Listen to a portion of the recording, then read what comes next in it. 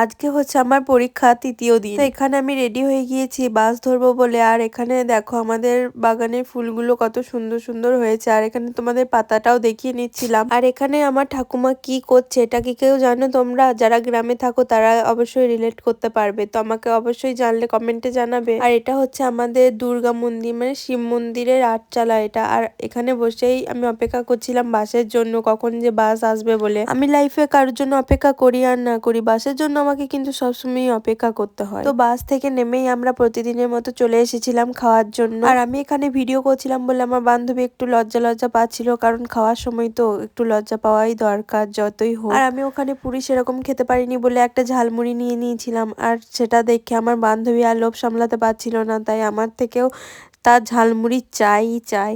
আমি না দেওয়া সত্ত্বেও তার কিন্তু চাই। তো যাই হোক, তোমাদের কার কার এরকম ধরনের বান্ধবী আছে তাকে অবশ্যই মেনশন করে দিও। তো আজকের মতো এতটুকুই, চলো টাটা।